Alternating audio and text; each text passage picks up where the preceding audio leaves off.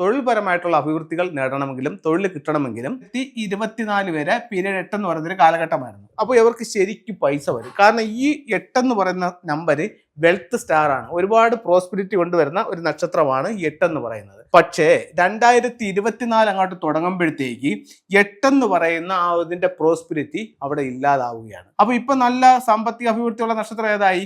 9 ഇവർക്ക് ഈ ഒരു ടൈം മുതൽ സാമ്പത്തിക അഭിവൃദ്ധി കയറാൻ തുടങ്ങും. പല വീടുകളിലും ശ്രദ്ധിക്കുമ്പോൾ മനസ്സിലാക്കാൻ പറ്റുന്ന ഒരു കാര്യം എന്ന് പറഞ്ഞു കഴിഞ്ഞാൽ, നല്ല സാമ്പത്തിക അഭിവൃദ്ധിയിലേക്ക് പൊയ്ക്കൊണ്ടിരുന്ന വീട്ടുകാരെ സംബന്ധിച്ചിടത്തോളം 2024 തുടങ്ങുമ്പോഴത്തേക്കും ആ നിലവിൽ വന്നുകൊണ്ടിരുന്ന സമ്പത്തിൽ ഗണ്യമായ കുറവുകൾ അനുഭവപ്പെടുന്ന പല വീടുകളും ഉണ്ട്. അപ്പം അത്തരത്തിലൊരു കാര്യം വരാൻ എന്താണ് കാരണമെന്ന് ചോദിച്ചു കഴിഞ്ഞാൽ, ഫെങ്ഷുയി പ്രകാരം അതിനൊരു കാരണമുണ്ട്. എന്താണെന്ന് വെച്ച് കഴിഞ്ഞാൽ, നമ്മളൊരു വീട് വെക്കുന്നു. ഒരു വീട് വെച്ചു, അതിൻ്റെ ഹൗസ് വാമിങ്ങിൻ്റെ അന്ന് മുതൽ വീടിൻ്റെ ഓരോ ദിക്കിലും 2 നമ്പറുകൾ വീതം ഒരു കോമ്പിനേഷൻ വരുന്നുണ്ട്. അതിന് ഫ്ലൈങ് സ്റ്റാർ നമ്പർ എന്നാണ് പറയുന്നത്. നമുക്കൊരു എക്സാമ്പിളിലൂടെ കാര്യങ്ങൾ നോക്കാം.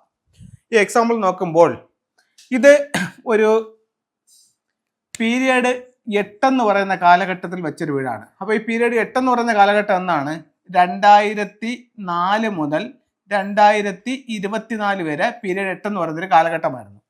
ഈ പീരിയഡ് 8 വെച്ചൊരു വീടാണിത്. ഇതിൻ്റെ ഒരു ഫ്ലൈങ് സ്റ്റാർ നമ്പറാണ് എഴുതിയേക്കുന്നത്. ഇതിൻ്റെ കിഴക്ക് ദർശനമുള്ളൊരു വീടാണ്. അപ്പോൾ ഈ വീട് ഈ വീട്ടുകാർ 2010 താമസമാക്കിയതെന്ന് കരുതുക. ഈ 2010 വീട് വെച്ച് താമസമാക്കിയ സമയം മുതൽ അവരുടെ വീട്ടിലേക്ക് ശരിക്കും പൈസ വന്നുകൊണ്ടേയിരിക്കുന്ന ഒരു വീടാണ്.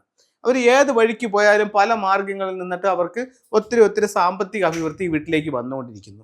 അത് എന്തുകൊണ്ടെന്ന് വെച്ച് കഴിഞ്ഞാൽ, ഈ വീടിൻ്റെ ഫ്ലൈങ് സ്റ്റാർ കണക്ക് അതാണ്. അതായത് 88 എന്ന് പറയുന്ന ഒരു സ്റ്റാർ ആണ്, 2 നക്ഷത്രങ്ങളാണ് അവരുടെ വീടിൻ്റെ പ്രധാന വാതിലിൽ നിൽക്കുന്നത്. അപ്പോൾ അവരുടെ വീടിൻ്റെ ഇതിനെ നമ്മൾ 9 കളങ്ങളാക്കി തിരിച്ചിരിക്കുകയാണ്. അതായത് south west, west, north west, north east, east, south, ബ്രഹ്മസ്ഥാനം. അപ്പോൾ ഇതിനെ 9 തിരിക്കുമ്പോൾ കിഴക്കെന്ന് പറയുന്ന 45 ഡിഗ്രിക്കകത്ത് വന്നിരിക്കുന്ന നക്ഷത്രം എന്ന് പറയുന്നത് 88 ആണ്. അവിടെയാണ് അവരുടെ പ്രധാന ഡോർ നിൽക്കുന്നത്. അപ്പോൾ ഇവർക്ക് ശരിക്കും പൈസ വരും. കാരണം ഈ 8 എന്ന് പറയുന്ന നമ്പർ വെൽത്ത് സ്റ്റാർ ആണ്. ഒരുപാട് പ്രോസ്പെരിറ്റി കൊണ്ടുവരുന്ന ഒരു നക്ഷത്രമാണ് ഈ 8 എന്ന് പറയുന്നത്. അപ്പോൾ അത് നമുക്ക് ശരിക്കും സമ്പത്ത് തന്നുകൊണ്ടിരിക്കും. അങ്ങനെ നമ്മൾ നല്ല സാമ്പത്തിക അഭിവൃദ്ധിയിലേക്ക് മുന്നോട്ട് പൊയ്ക്കൊണ്ടിരുന്നപ്പോൾ, ഇത് കിഴക്ക് ദർശനത്തിലും വരാം, തെക്കിലും വരാം, പടിഞ്ഞാറിലും വരാം. അത് ഓരോ വീടിൻ്റെ ഫ്ലൈങ് സ്റ്റാർ അനുസരിച്ചിട്ട് ഈ വാട്ടർ സ്റ്റാർ 8 ആണ് നിങ്ങളുടെ എൻട്രൻസിൽ നിൽക്കുന്നതെന്നുണ്ടെങ്കിൽ ഇത്തരത്തിലുള്ള ഒരു പ്രോസ്പെരിറ്റി നിങ്ങൾ അനുഭവിച്ചു ഇരുന്നിട്ടുണ്ടാവും. പക്ഷേ 2024 അങ്ങോട്ട് തുടങ്ങുമ്പോഴത്തേക്ക് 8 എന്ന് പറയുന്ന ആ ഇതിൻ്റെ പ്രോസ്പെരിറ്റി അവിടെ ഇല്ലാതാവുകയാണ്. അത് പക്ഷേ നെഗറ്റീവ് സ്റ്റാർ ആകുന്നില്ല. അപ്പോൾ ആ ഒരു പ്രോസ്പെരിറ്റി അവിടെ നഷ്ടപ്പെട്ടു. അടുത്ത പീരീഡ് എന്ന് പറയുന്നത് 2024 മുതൽ 2044 വരെയുള്ള ഒരു 20 കൊല്ലം 9ന്റെ കാലഘട്ടമാണ്. അപ്പോൾ ഇപ്പം നല്ല സാമ്പത്തിക അഭിവൃദ്ധിയുള്ള നക്ഷത്രം ഏതായി? 9. അപ്പോൾ ഇവിടെ ഒരു കാരണം എന്ന് പറഞ്ഞു കഴിഞ്ഞാൽ, ഇപ്പോൾ ഇത് സൗത്ത് വെസ്റ്റിൽ ഇവിടെ ഒരു 7-9 എന്ന് പറഞ്ഞൊരു കോമ്പിനേഷൻ നിൽക്കുകയാണെന്ന് വെച്ചോ.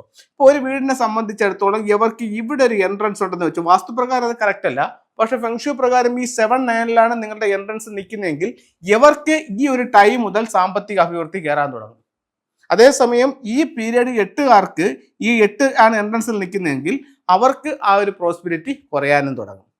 അപ്പോൾ വാട്ടർ സ്റ്റാർ 9 സ്ഥലങ്ങളിൽ ഒരു എൻട്രൻസ് വരുന്ന സ്ഥലങ്ങളിൽ ഒരുപാട് സാമ്പത്തിക അഭിവൃദ്ധിയും, അതേസമയം വാട്ടർ സ്റ്റാർ 8 എൻട്രൻസിലുള്ള സ്ഥലങ്ങളിൽ നമ്മുടെ സാമ്പത്തികം കുറയാൻ സാധ്യതയുണ്ട്. അപ്പം ഇത്തരത്തിൽ നിങ്ങൾക്ക് അനുഭവപ്പെടുന്നുണ്ടെങ്കിൽ ഉറപ്പായിട്ടും നല്ലൊരു ഫെങ്ഷുയി കൺസൾട്ടിനെ കാണിച്ചുകൊണ്ട് അതിൻ്റെതായിട്ടുള്ള ചില സ്റ്റാറുകളെ ആക്ടിവേഷൻ ചെയ്യുകയാണെങ്കിൽ നമുക്ക് ആ നഷ്ടപ്പെട്ടു പോയ അല്ലെങ്കിൽ കുറഞ്ഞുകൊണ്ടിരിക്കുന്ന സൗഭാഗ്യങ്ങളെ തിരിച്ചു പിടിക്കാനായിട്ട് ഫെങ്ഷുയിലൂടെ കഴിയുന്നതാണ്.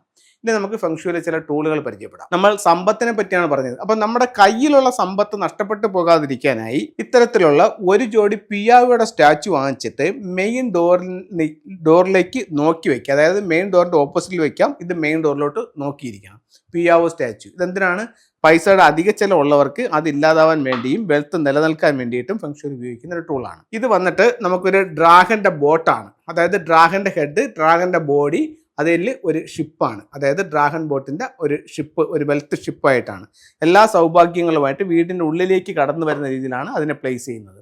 മറ്റൊരു സിമ്പൽ എന്ന് പറയുന്നത് ഒരു ഡ്രാഗൺ ബോട്ടാണ്. ഒരു ഡ്രാഗന്റെ ഹെഡ്, ഡ്രാഗന്റെ ബോട്ട്, അതിനകത്ത് ഒത്തിരി ദിവ്യന്മാർ എല്ലാ സൗഭാഗ്യങ്ങളുമായിട്ട് വീട്ടിനുള്ളിലേക്ക് കടന്നു വരുന്ന രീതിയിൽ പ്രധാന ഡോറിൽ നിന്നും വീട്ടിനുള്ളിലേക്ക് നോക്കി ഇത് വെക്കാം.